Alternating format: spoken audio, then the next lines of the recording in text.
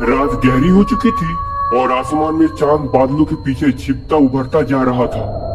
ठंडी हवा पेड़ों के पत्ते को सरसराते हुए एक अजीब सा सन्नाटा पैदा कर रही थी। गांव का एक साधारण आदमी रामू जंगल की ओर बढ़ रहा था। उसे अचानक एक जरूरी काम से पास के गांव जाना था और जल्दी पहुंचने के लिए उसने जंगल का रास्ता चुना। जैसे जैसे वह आगे बढ़ रहा था, जंगल और घना होता जा रहा था और पेड़ों की परछाइयां जमीन पर ऐसे फैल रही थी जैसे कोई उसे पकड़ने के लिए हाथ बढ़ा रहा हो। रामू का दिल घबराने लगा, लेकिन उसने खुद को संभालते हुए कदम आगे तेज बढ़ाता गया। तभी उसे लगा कि उसके पीछे कोई चल रहा है। वो अचानक रुक गया और पीछे मुड़कर देखा, लेकिन वहां कोई नहीं था। हवा का तेज झोंका आया और तभी रामू के शरीर में एक ठंडी सिरन दौड़ गई। उसने फिर से चलना शुरू किया, लेकिन अब हर छोटी सी आवाज उसे डराने लगी थी। टहनी टूटने की आवाज, पत्तों की सरसराहट और दूर से आती किसी अजीब सी चीख थी। कुछ ही देर में उसे रास्ते के बीचों बीच एक औरत नजर आई। उसके कदम अपने आप रुक गए और वह डर के मारे वहीं खड़ा रह गया। धीरे धीरे वह परछाई साफ होने लगी और उसके सामने एक भयानक चुड़ैल खड़ी थी, जिसके बाल बिखरे हुए थे, आंखें लाल अंगारों की तरह चमक रही थी और चेहरा बेहद डरावना था। चुड़ैल ने एक जोरदार और खौफनाक हंसी हंसी और बोली, कहाँ जा रहे हो इन सुनसान रास्ते में? रामू का गला सूख गया और वह कुछ बोल भी नहीं पाया। तभी चुड़ैल धीरे धीरे उसकी तरफ बढ़ने लगी और अचानक उसने अपने लंबे हाथों से रामू को कसकर पकड़ लिया। रामू ने छुड़ाने की बहुत कोशिश की, लेकिन उसकी पकड़ बहुत मजबूत थी और वह उसे खींचते हुए जंगल की ओर अंदर ले जाने लगी। चारों तरफ अंधेरा और गहरा होता जा रहा था और अब कोई रास्ता नजर नहीं आ रहा था। डर के मारे रामू का शरीर कांप रहा था, लेकिन तभी उसके अंदर जीने की एक जोरदार इच्छा जागी। उसने अपनी पूरी ताकत लगाई, हाथ पैर मारे और जोर से चिल्लाया।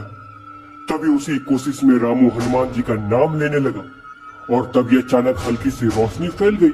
उसी रोशनी से चुड़ैल एक पल के लिए घबरा गई और यही मौका देखकर रामू ने जोर का झटका दिया और खुद को उसकी पकड़ से छुड़ा लिया।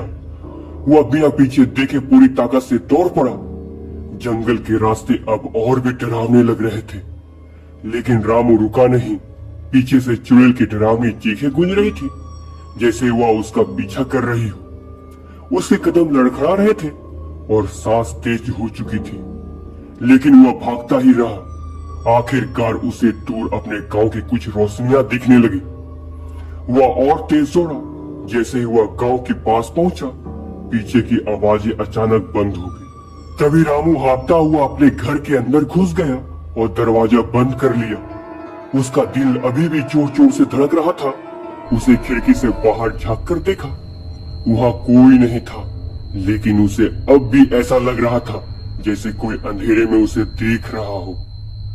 उस रात के बाद रामू ने कभी भी अंधेरे में जंगल का रास्ता नहीं चुना और गांव वाले कहते हैं कि आज भी उस जंगल में रात के समय वही चुड़ैल भटकते रहती है और जो भी उस जंगल में आता है फिर उसके साथ वही होता है जो रामू के साथ हुआ था।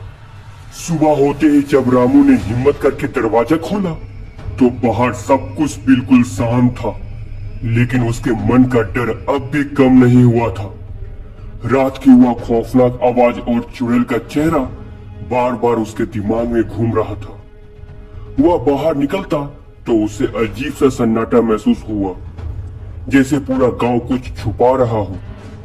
तभी अचानक उसे पीछे से वही धीमी आवाज सुनाई दी जो रात में उसका नाम पुकार रही थी, रामू रामू। यह सुनकर उसका दिल जोर से धड़कने लगा और वह घबराकर तुरंत वापस घर के अंदर भाग गया। उस दिन के बाद रामू ने कसम खा ली कि वह कभी भी रात में घर से बाहर नहीं निकलेगा और गांव वाले आज भी कहते हैं कि वह आवाज आज भी कभी कभी सुनाई देती है, रामू कहाँ हो तुम? रामू।